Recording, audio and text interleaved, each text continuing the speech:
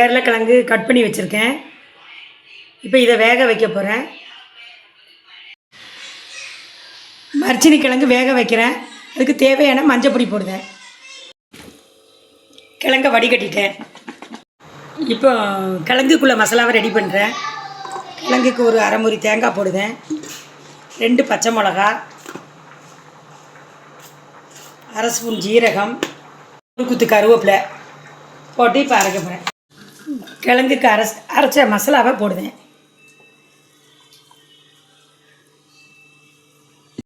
இப்போ தேங்காய் எண்ணெயை கொஞ்சம் ஒரு 2 ஸ்பூன் ஊற்றுறேன். மீன் குழம்பு செய்ய போகிறேன்.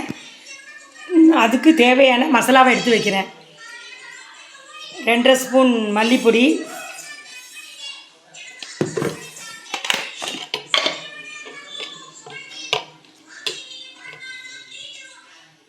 1 ஸ்பூன் வத்தப்பொடி,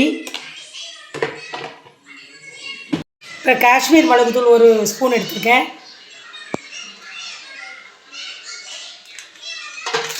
அரை ஸ்பூன் மஞ்சப்பொடி எடுத்துருக்கேன். மிளகு பொடி ஒரு ஸ்பூன் எடுத்துருக்கேன். 2 ஸ்பூன் தேங்காய் எண்ணெய் ஊற்றுறேன். 1 ஸ்பூன் கடுகு போடுவேன். 1 ஸ்பூன் வெந்தயம் போடுவேன்.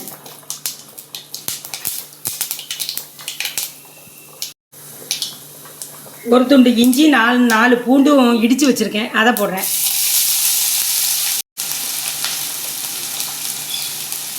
இப்போ ஒரு 10 சின்ன வெங்காயத்தை வெட்டி வச்சுருக்கேன். 10-15 வெங்காயம் இருக்கும். 2 பச்சை மிளகா, இப்போ ஒரு 2 குத்து கருவேப்பிலை போடுவேன். கட் பண்ணி வச்சுருக்க தக்காளி, ஒரு தக்காளியே போடுறேன். எடுத்து வச்ச மசாலாவை போட்டு வதக்குவேன். இந்த புளி இப்படி தான் இருக்கும். இது பேர் தான் குடம்புளி. நான் மீனுக்கு இந்த குடம்புளியை தான் சேர்க்குறேன். இது கேரளாவில் தான் கிடைக்கும். இப்போ நம்ம ஊர்லேயும் வந்துட்டு இந்த புளி. ஆனால் இந்த புளி வச்சு தான் நான் இன்றைக்கி இந்த மீன் குழம்பு செய்கிறேன். ஆனால் புளியை நம்ம இதில் இப்போ ஊற்றுறோம் மசாலாவில். எந்த மீனாக இருந்தாலும் 1/2 கிலோ மீனுக்கு ஒரு 3 புளி சேர்த்தா போதும். இப்போ தேவையான உப்பு போடுறேன். இப்போ மீனை போடுவேன்.